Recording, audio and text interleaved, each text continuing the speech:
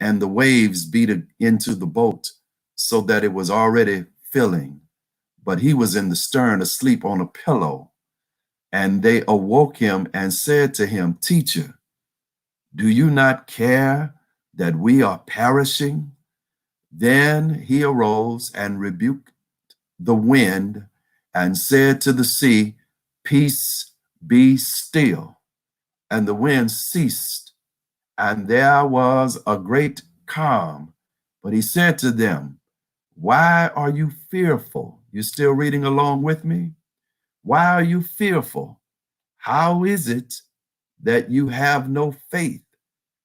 And they feared exceedingly and said to one another, Who can this be, that even the wind and the sea obey him? That's Mark chapter 4, 35 to 41. We're talking about Christ in the midst of crisis. Now, this is the book of Mark, and we already said that there are a lot of churches doing a lot of great things, but we have decided that we are going to be a smart church as it relates to the word of God and how to apply the word and teach the word to others. And so before we go into the scripture and our theme directly, let's go on and do some review for some and some provide some new lessons, information for others. This book of Mark, many people think that because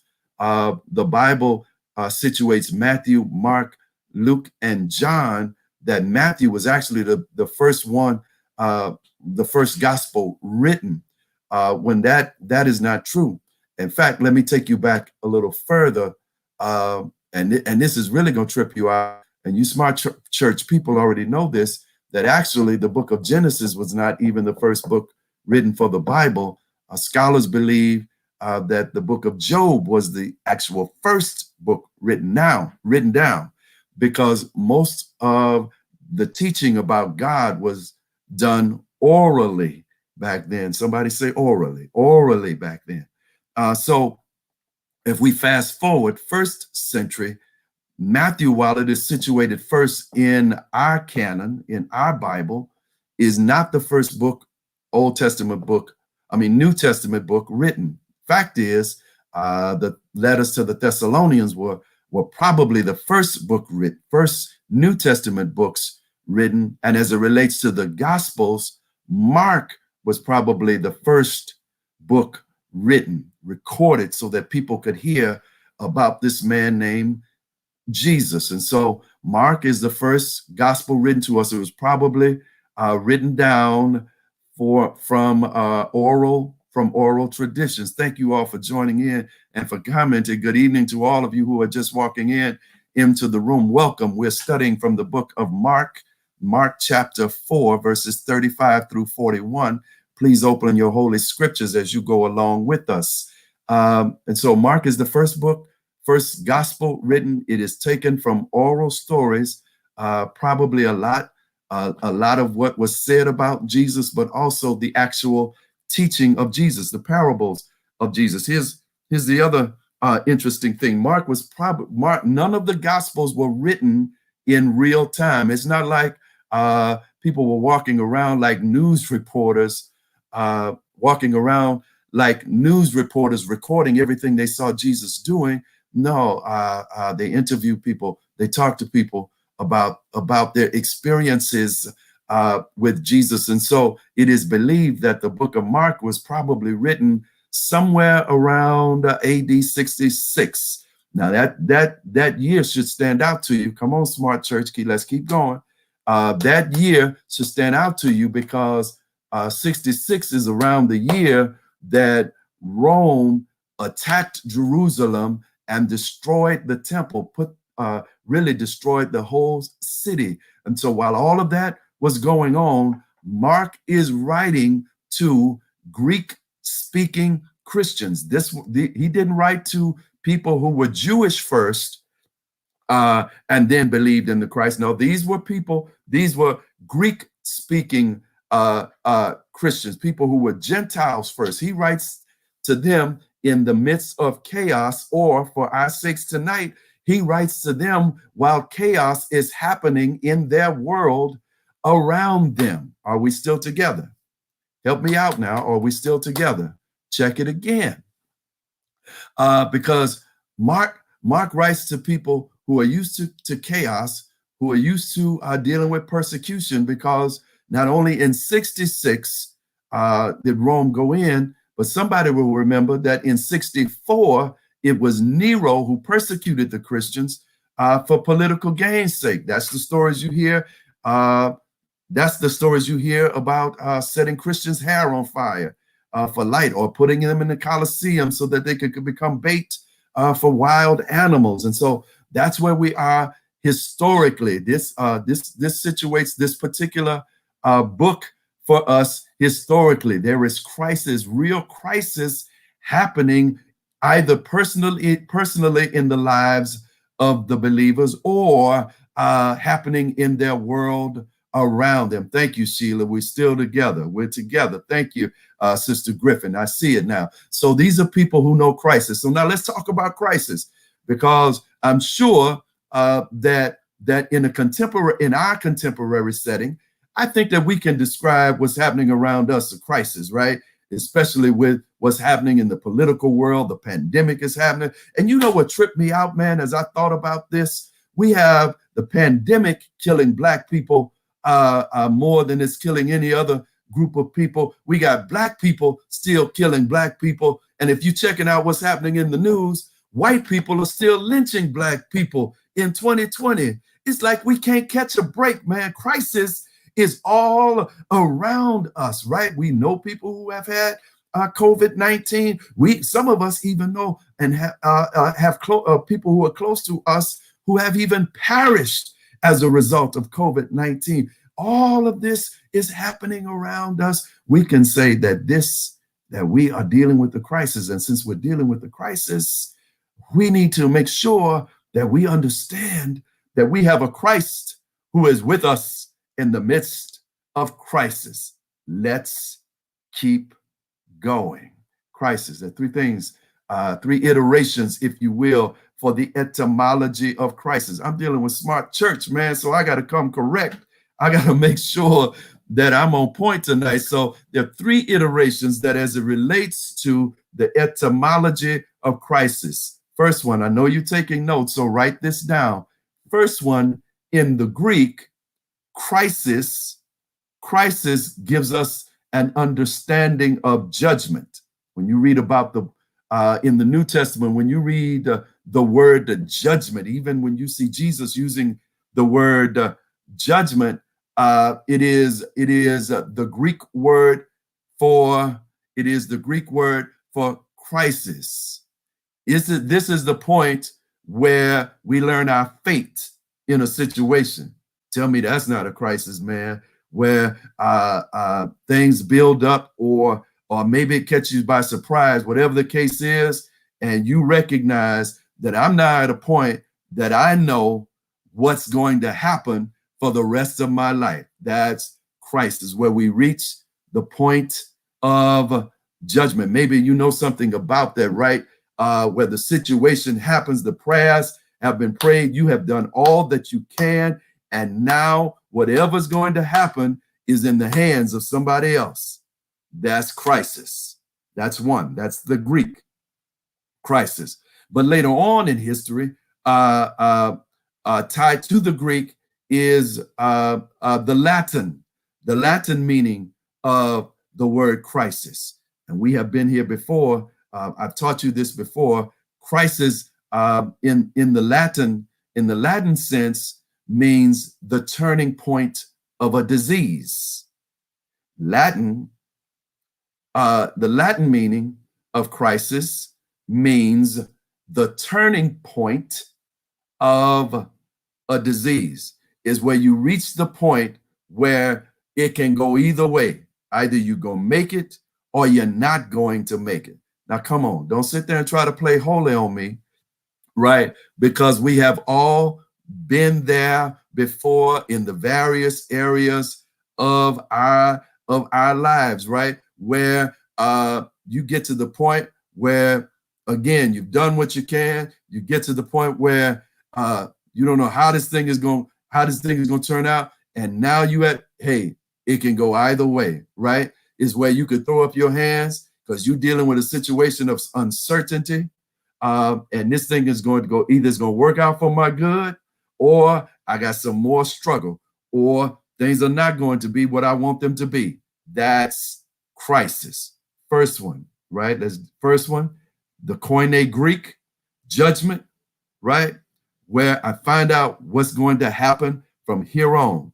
Second one, closely tied to that, is the Latin understanding of crisis. And that is, right, we've reached the point where it can go either way, right? Some of you are situated right there now in various areas of your life. You don't know how this thing is going to turn out. It can go well for you, or this might be a messed up situation. Let's keep going. Because then there's a third iteration. The third iteration is Germanic in nature, German. And it's a trip because the Germans put a whole nother twist on it. When the German linguists began to talk about crisis, what they said was a crisis is when there's the possibility that you can end up on the wrong side of the gate. Boy, don't go to sleep on me.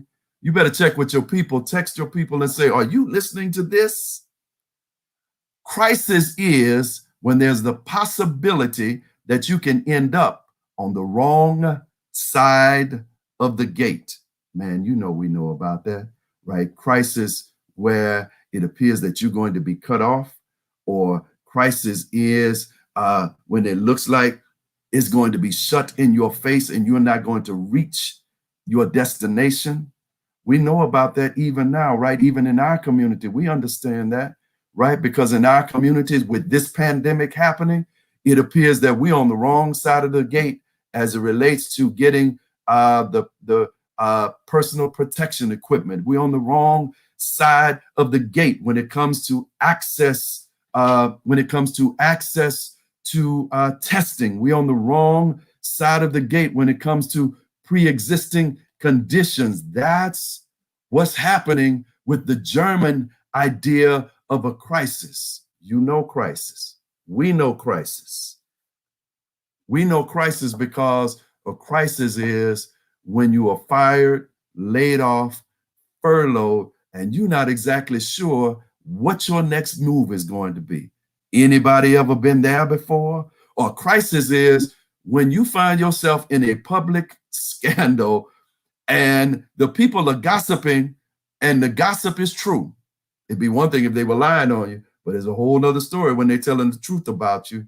That's crisis. Crisis when you have to deal with an unexplained or an unexpected illness that hits either your body or somebody that's close to you, and you have to stop everything and deal with it then and there. Thank you all for commenting. I see you. Here's the other one. Crisis is when you find yourself dealing with the temptation and everything in your flesh is saying, let's go for it. But the spirit in you is saying, we can't do this. And so you find your faith is under trial in the midst of this temptation. Am I going to trust God, or am I going to just go along? See, what happens is, are we still together? Listen, do me a favor. We've got some people with this. So if there are questions, please put your questions in the comment box. And if I don't catch it while we're on together, I promise you I'll go back. So we're dealing with crisis. And so ordinarily, we know about crisis. I went through that list. So here's what happens. Crisis can be that I don't have enough for what I need. Have you ever been there before? I mean, let's be honest. I know you balling now and you doing big things and you are your ancestors' dream now. But what about those of us who know what it is, right? To need, and you don't have enough of what you need. Here it is again. What about when you have that overwhelming, horrible feeling of not being prepared for a critical moment that you must face? I mean, you can't go around it. You can't put it off to a better time. Man, that's a crisis, right? When I find myself feeling like I am not prepared to deal with this moment. That's correct. I know there's some people who are going to try to make you think they always have it together like that. But I wish the honest people right there would say, yeah, I have been there. I have been there before. Crisis is when I match my qualifications to the situation that I'm dealing with, and I get the feeling that I am either ill-suited or undone in the midst of this situation. Think about it this way. Isaiah, let's go back to Isaiah chapter 6, one of our favorite passages of scriptures, right? When Isaiah receives this call and the temple is shaking and the smoking everywhere, and we call it a powerful worship experience. It may have been a powerful worship experience, but it was a crisis for brother Isaiah, because Isaiah was used to just being a parish priest. And here he comes face to face with God. And Isaiah said himself, man, I'm the least. I come from a people with filthy mouths. I'm in the presence of God. I'm finna die. I know what I said, English teachers. I'm finna die. Yep. Isaiah found himself in the midst of a crisis. Here's what happens in crisis. See if you agree with me.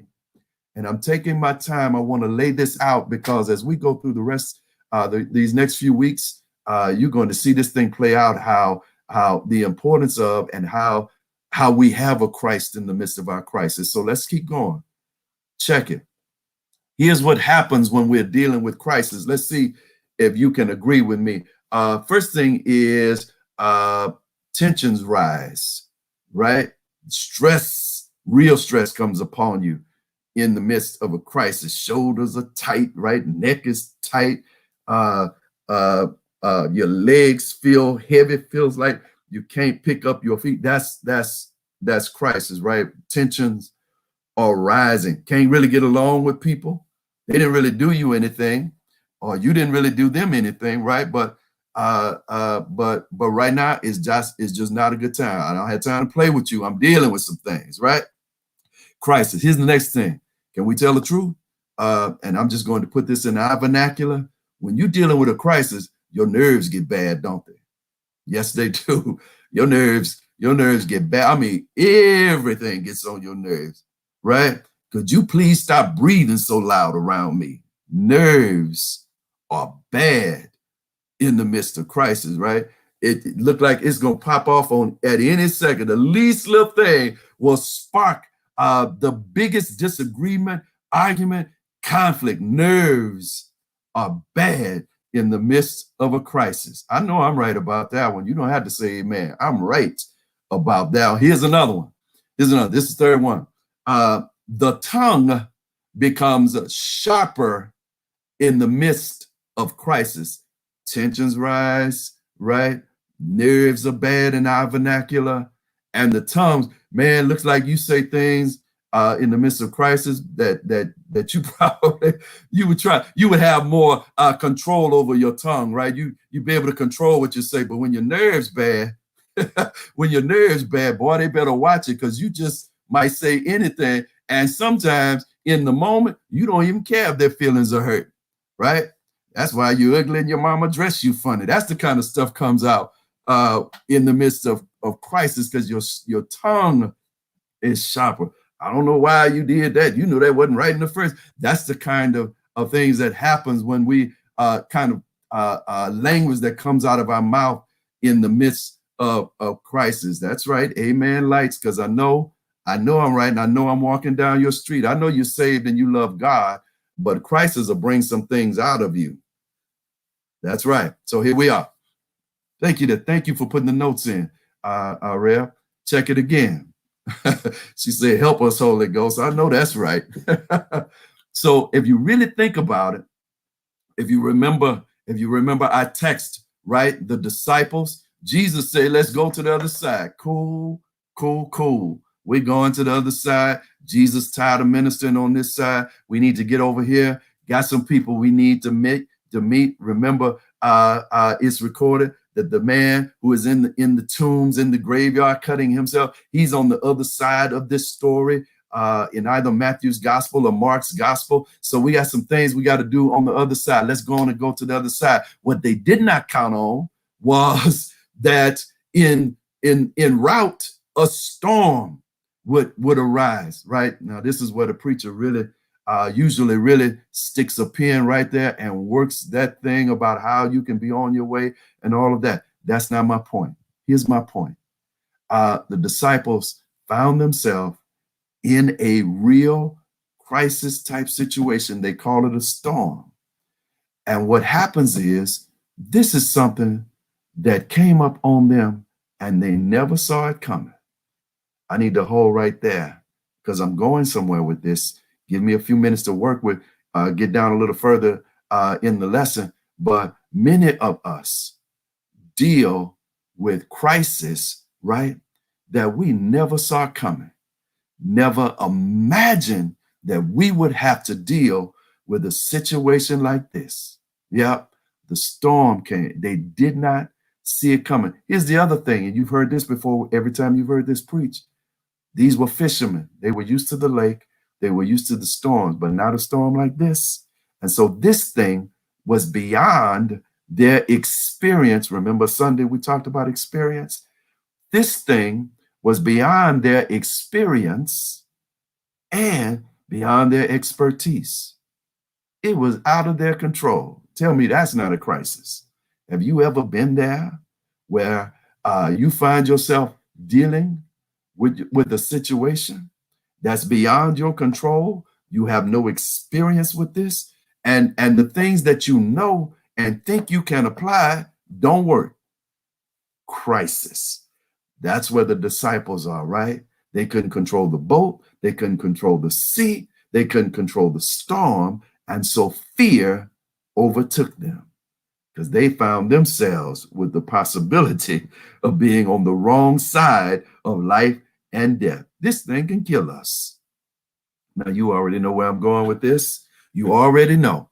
If we are not careful, if we follow these silly Republicans who are going into control spaces where I'm sure they have already checked it out without mask, and they want to send us in public in uncontrolled spaces and want us not to wear masks. That's why they're not wearing masks, for people to take pictures of them, by the way.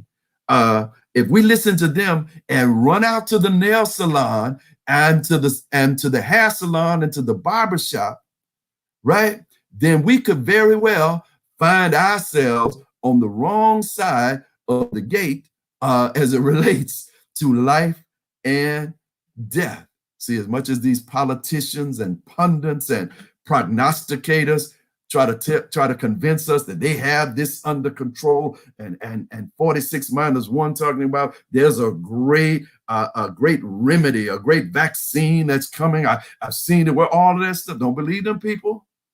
Do not believe them people. We are in the midst of a crisis, and they call it COVID-19. Truth be told, many of us right now, right? We don't say it loudly, but many of us, the same crisis has brought this same kind of fear on us, right? We're trying to play cool and collected and hyper spiritual, like we got it like that and all of that. But as much as we pray in tongues, and as much as we praise and play our prayer, there's something in us that's saying, man, this thing is for real. And I really got to be careful in this type of situations. Let's keep talking. Look at it again. I hope you still have your scriptures open. It's described as a storm, right? Storm, an entity that does violence to the atmosphere or to the conditions of our lives, to the conditions under which we live. Storm, an entity that does violence to either the atmosphere or the conditions under which we live. Now, for the disciples, the storm the storm was natural. It was of nature, right? And we've all heard the explanations about how the wind gets caught between the hills and the mountains, and it causes this kind of vertex, or if that's even the proper term. But here's where I'm going with this. Truth of the matter is, we have experience with storms too. That stuff that does violence to our lives, right? And disrupts and causes damages, and sometimes even seeks to destroy us. And it causes, here it is. Some of you know psychological storms. Those are the kind of storms that put your sanity in question. Am I losing my mind? Some of us know familiar storms where relationships are attacked, right? And what we believe to be true about people turns out not to be true. Are we still together? Some of us know something about dealing with spiritual storms, where what you're reading and in the Holy Scriptures and what you believe about God and about your life is not what you're living. And you're trying to maintain the faith and put on the church actions, right? But the truth is, right, I am in the midst of a storm. And right now, if I had to tell the truth, I don't really know what I believe. In fact, the honest ones who are with us tonight will say, I don't even know if God cares. And two, sometimes I got to catch myself from questioning if God is even real. Because if he was real, he wouldn't let me go through this. Don't look now. But you have just found yourself in the midst of a storm. And let's keep it real. So for some of us, it's a financial storm, right? When our financial ship is taking, just like the disciples, their boat was taking in water. Yeah, our financial ship is taking in more and more debt. Perhaps it's an illness that caused it, or a major financial setback, something broke that you didn't count on for that month, whatever it is, right? We're taking on more and more debt. And it seems like the harder we try to get ahead, the further we fall behind. That's crisis. I hope you're still with me. There's something else I want to tell you about Christ. Man, I promise you, this is going somewhere. This is good stuff to me. I don't know how it's working with you. Let's keep it going. There's something about crisis that I want you to understand. Write this one down. There is a revelatory component to crisis. Remember I told you about the tensions and the bad nerves and so. There's a revelatory component to crisis. Crisis seem to reveal some things about us, about the people around us, and about the environment in which we live. Fact is, what a crisis does is many times it reveals the truth or the truths that have been crushed to the earth around us because we have convinced ourselves, or maybe it was a subconscious kind of thing where we suppress the real truth about us or the situation because we don't want to have to deal with it, or maybe we're hurt by it, or maybe it embarrasses us. And so we think if we can keep it from rising up, then somehow it will just go away. And God will allow a crisis. Oh, good God. God will allow a crisis in order to reveal or make us deal with that thing that we've been trying to avoid. And some of you, since we have had to slow down, we can't go the places we used to go. Some of us are left to deal with ourselves and our issues. And God says, I have you where I want you. Let's deal with this thing right now. Yep. That's what a crisis does. Here's another revelatory component of the crisis. A crisis will reveal parts of society or our relationships with one another and the hierarchies that take place. And we soon find out, right, that people that we thought we could count on and people that we thought would be there 100 and really wanted to see us win, we find out in the crisis that it is just not so. Yeah, some of you are thinking about some of those situations right now where either this crisis or some crisis before has let you see, right? I really can't count on these people. or man, I didn't know my life was so raggedy. I really got to get myself together. Crisis will do that. Let's go a little bit further. I hope this is blessing you. Would you let me know if I'm helping you? Is this helping anybody tonight? Look at it again.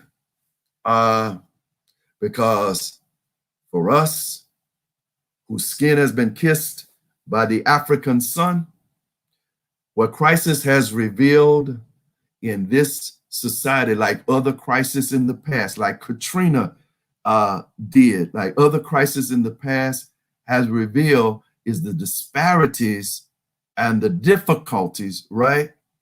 That have been invisible to those who had the power, but this just didn't have the will to make the difference. I told you in the sermon Sunday, I don't know if you caught that particular line, that what we have is systems and in our society, particularly political systems, that set up public figures for us and call them leaders, but don't give them the tools nor the access to the tools to liberate their people. So they're really fighting with one hand behind their back, trying to liberate their people. And sooner than later, for many of them, they lose the will to try to liberate us. I'll preach that another time. So check it again. What has happened in this COVID-19 situations is the revelation. The crisis has revealed to the world, to us again, that the socially engineered systems around us make race and class and economic status an indicator of one's life expectancy. I'm going to say that for you again, because if you're taking notes, you need to write this kind of stuff down. What has happened in this COVID-19 crisis is that it has shown that race and class and economic status is an indicator of one's life expectancy. Here, let me explain myself before you cut me off. What this crisis has shown is that poor food choices, right? That we don't have, that in many of our neighborhoods, we don't have access. Listen, here's a good one. When I go to visit my mother in the corridor that I travel to get to her house, there is, and I'm gonna name names, and I ain't trying to bash anybody, right? Because they're still open, because we still go there. There's a McDonald's, a Taco Bell, a Popeyes, a Church's, and a Burger King. Is that healthy eating? Right? That's the access. Not to mention, there is not a grocery store in a 5-mile radius. Check that out. Poor access to healthy food choices. But the flip side of that is, right, the flip side of that is we have poor eating habits. And so what this crisis has revealed is that we haven't been taking care of ourselves, and so we are more susceptible to get sick. Here's another one. This access to healthcare thing, right? We have limited to no access to proper healthcare in our communities.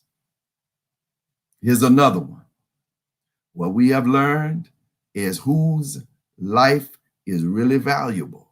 Because if you work in a minimum wage job or poor paying job, those people expect you to be on your job, and they really show little care as to whether or not you will be infected by some fool in there without a mask on, right?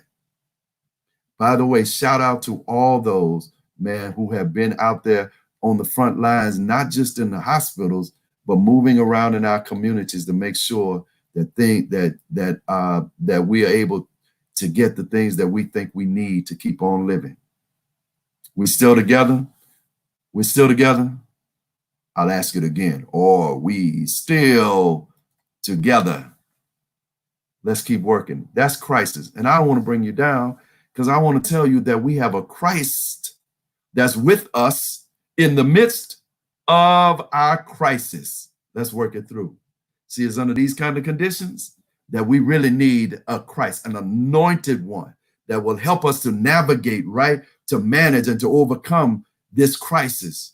We need a Christ. Somebody say a Christ, not a pristine, whitewashed, not a pristine, whitewashed, sanitized, ahistoric Christ. No, we need a Christ who identifies with us and one with whom we can identify. I'll say that again. We need a Christ who can identify with us and one with whom we can identify. Scriptures tell us about that kind of Christ. We need a Christ, get this, we need a Christ who was wounded for our transgressions, right? And who was bruised for our iniquities, and the chastisement of our peace was upon. That's the kind of Christ we need. We need a Christ who knows what it is to be tempted, to be selfish, to be tempted to go ego tripping, to be tempted to abandon his assignment in order to live for the flesh, just like we are. That's the kind of Christ we need. We need a Christ. We need a Christ who knew what it meant to get tired and weary, a Christ who became frustrated, who knew poverty, who knew what it meant to be rejected, a Christ who was mischaracterized, lied on, and persecuted, a Christ who was profiled by the police, who was arrested and convicted for no good reason. We need a Christ who knew what it was to see his cousin go to jail and to see his cousin get killed in jail. We need a Christ who saw his homeboys get messed over by the Roman military and occupying forces. That's the kind of Christ we need, a Christ who knows that sometimes life is grimy and it can get dirty sometimes. And yet, in the midst of all of that, our Christ remained committed to the will of God. The elder said, yet he never sinned. That's the kind of Christ we need, because that kind of Christ affirms our humanity and assures us that our struggle, our crisis does not dehumanize us, but in fact, or separate us from being made in the image of God. But I would suggest to you that when we struggle and we are connected to that kind of Christ, what it tells us is that we are more like God in the midst of struggle, because he knows struggle and we know struggle. Go on and talk, Domain. See what crisis does. It says, or it confirms my imago Dei, right? In the image of God. Here's what I'm trying to drive to. There is nothing wrong with you. Let me say that again. Because we're dealing with crisis and we have these storms in our lives, it does not mean that there's something wrong with you. So this is not a call when you're dealing with crisis, when you got a storm happening in your life. This does not mean that you have to learn how to accommodate evil. No, sir. No, ma'am.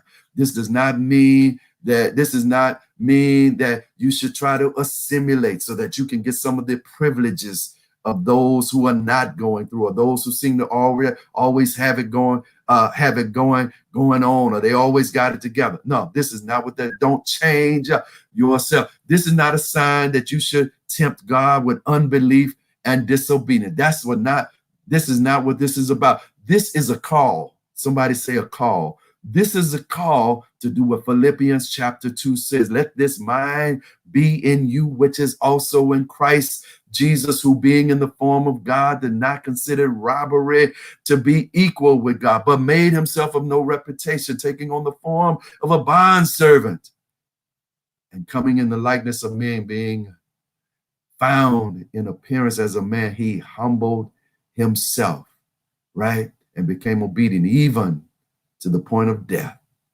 right? That means that we got to act like Christ. That's what Christ does for us, because he identifies with us and we identify with him, then that means we have to act like him. That's good.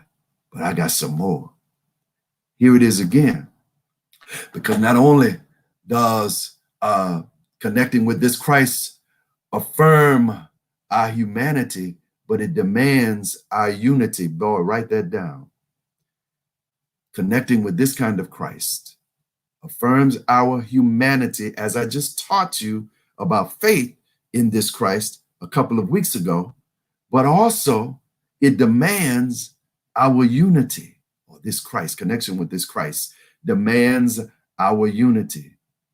That's the mission of the Christ, of Jesus, the Christ. That's his mission, right? And that's the vision of God, that we do not exist as a splintered or fractured mass of people who are clamoring for a dream that does not include us in the first place. No, God didn't save us so we can have the American dream. God saved us so he could build a nation, a community of people who believe in him. I hope you're still with me, man. I hope this is opening your eyes. This is what Smart Church is about. I'm not trying to get you to shout. I'm trying to get us to think. Look at it again, right? God builds. Say that. God builds. But when God builds nation. God builds community. See, we bought into this westernized capitalistic ideology where we're thinking individually, right?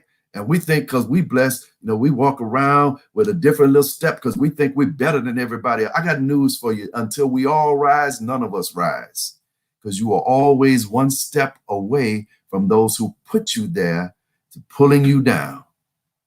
And so it says that God has called. When God builds nation. That's what connection to Christ is about, right?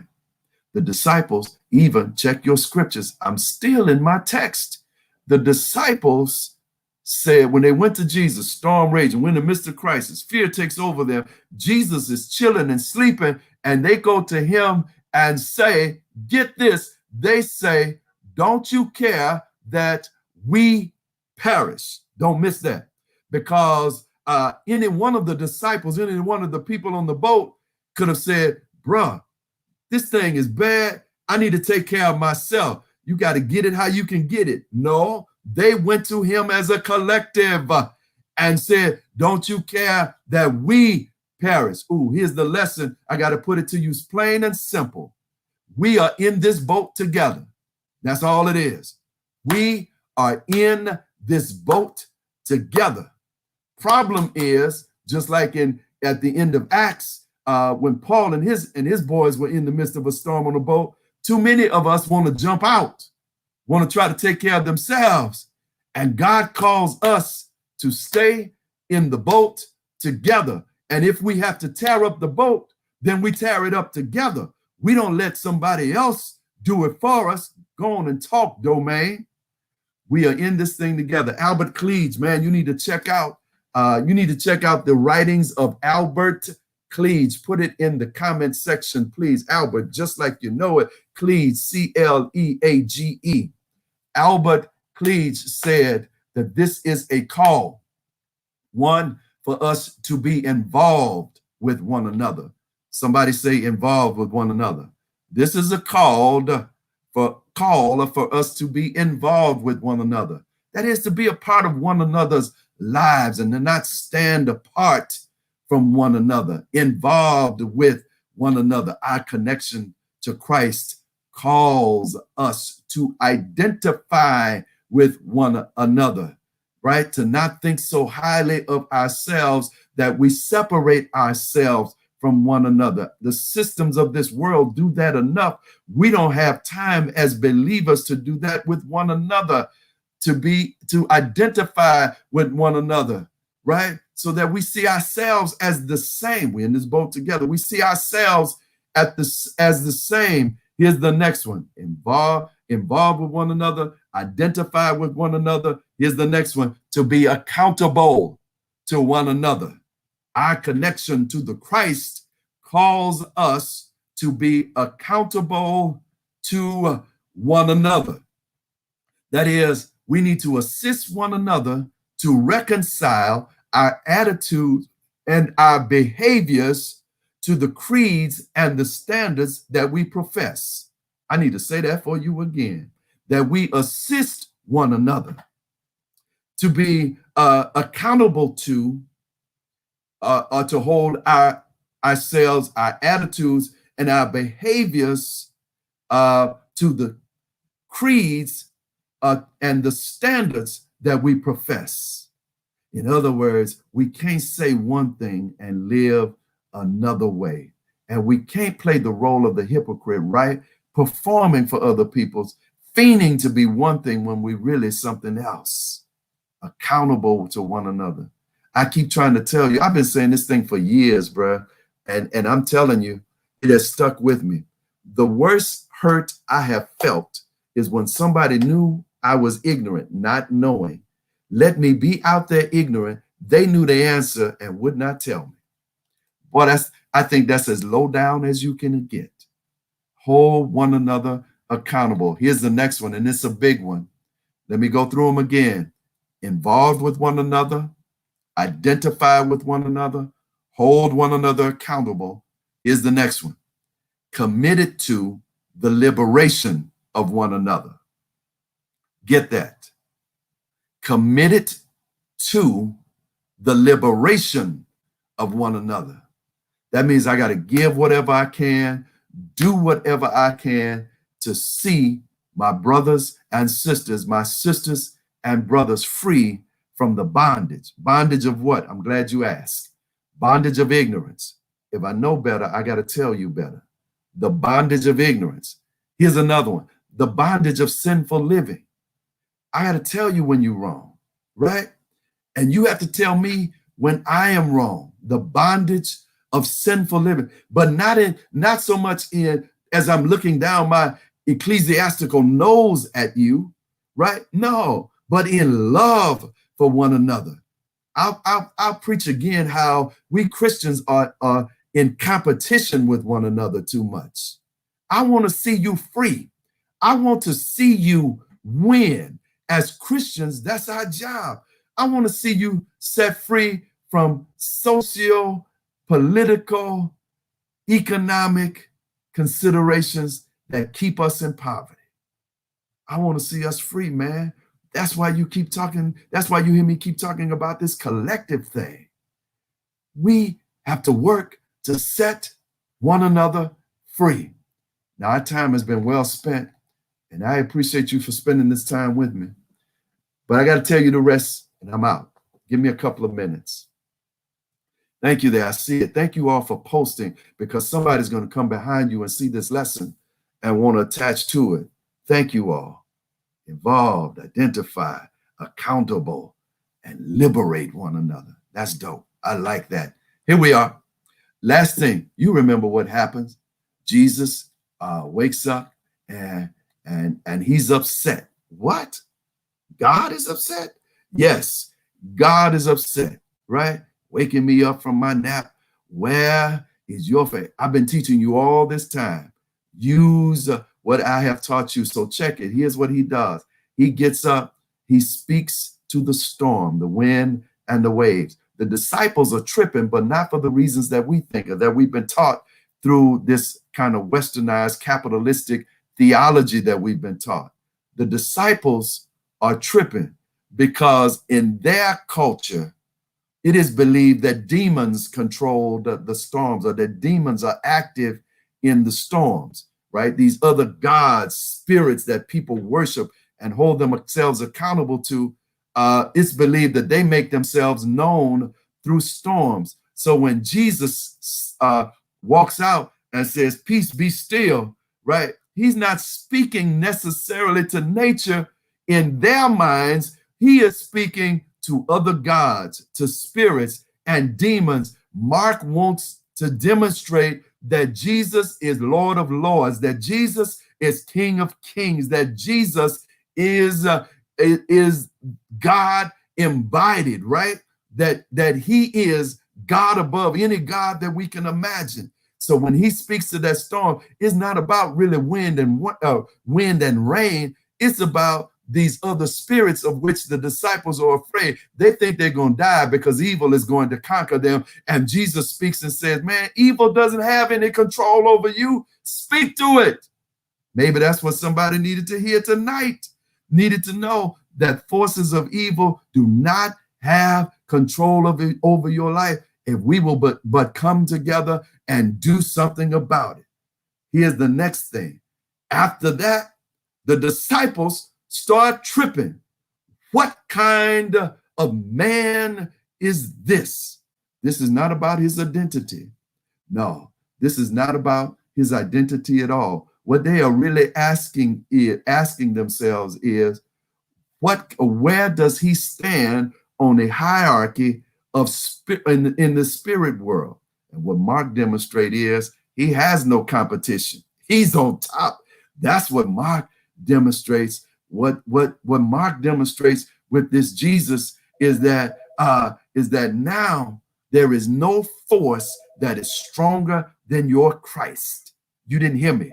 In the midst of this pandemic, there is no force that is stronger than your Christ. What kind of man is this? This is the Christ that is with us in the midst of our crisis. What kind of man is this? This is the Christ who is over any and everything that dares to stand against you. What kind of man is this? This is the Christ who can do that thing that everybody else thought was impossible. I'm going to give you this and I'm going to give you the deuces. See, Jesus wasn't the only one that was healing people and performing exorcism in that day. They called them holy men.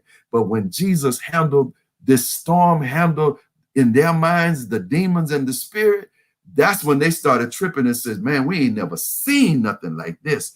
And I want to tell you today, I'm going to give you the preacher thing and tell you, as long as you remain connected to the Christ, God will do things that will have you trip and say, man, I have never imagined that anything could happen for me like this. God bless you, man. Thank you so much for hanging with me tonight. I know that I talked a while because this kind of thing excites me, man. I want you to know that we have a Christ that we can identify with in the midst of the crisis. So let me give you the announcements, and we're going to be out of this place. I'm excited to tell you about something new that's happening this Friday. This Friday at 6:30, and go on our social media pages so that you can see the flyers. We're going to do a thing called EKD Chats. I just shot the promotional video today. I'm fired up about it, man. I'm telling you, I'm hyped because what we're going to do is address that stuff that we don't address in the church, right? We talk that noise in the church, right? We talk that noise about Jesus is real. Sing the song. I know he's real to me, but we ain't real because we won't face real issues. And so what we're going to do in this chat is we're going to deal with real issues, real people dealing with real issues, stuff like,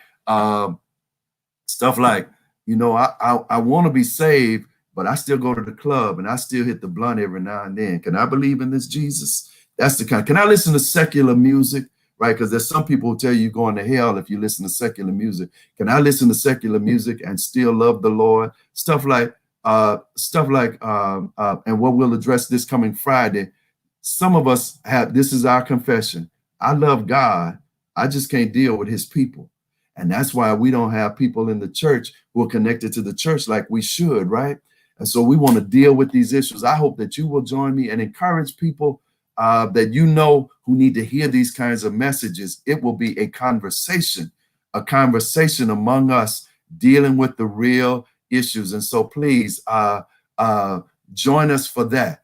Don't forget, man, Mondays at 6:30 on our social media platforms. It's a different world where there's a chat between Minister Keldrick and Minister Corey with professionals and experts in our community about the issues that we are facing.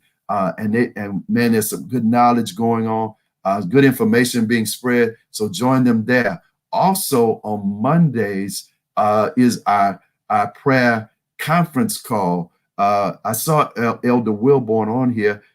Correct me if I'm wrong. but I think they get on at 7 o'clock, that they are at 7 o'clock. The prayer call starts. You can get those numbers also by calling the church or from our social media platform. Speaking of prayer, if you have prayer requests, please get it to us. Information at elmgrovebc.org, or call the church 225-343-7865. Sunday school is on our Facebook Live and our YouTube page, and on the conference call number 8 o'clock a.m., which rolls right over into our worship service at 9 o'clock a.m. on Sunday mornings. What I want to challenge you to do is to Happy Nurses Week. That's what's up. What I want to challenge you to do is to get 3 people that you know are not connected to the word, not connected to the Christ. Get them to join you in worship, and then shout them out in the chat box on Sunday morning. Last thing, 2020 grads, we need to know who they are, who you are. Help us out. Would you please send that information to this email address, egbccares@gmail.com. Man, this class is powerful, more powerful than perhaps they realize, and we really want to really promote our 2020 grads. So please, let us know who you are, who they are. Communion Sunday, our Lord's Supper coming up on 3rd Sunday. That's not this Sunday, but the following Sunday. And so on May 15th, help me spread the word. May 15th from 9 to 11, you can swing through the church like you did the last time and pick up the elements if you want them, or you can use whatever elements you have in your house. We can make that work too. I appreciate you. Thank you for your pay. Man, this thing rolls just like we do when we're in the sanctuary, huh? We're always pushing that hour limit. Thank you for being with us. I love every one of you. I love you. I appreciate it. If I don't get to you enough, if you don't hear from me enough, please know, man, you in my prayers, you in my concern. My heart is with you. Love all of you. Thank you so much. Share this lesson tonight with other people. We will holler later. Peace.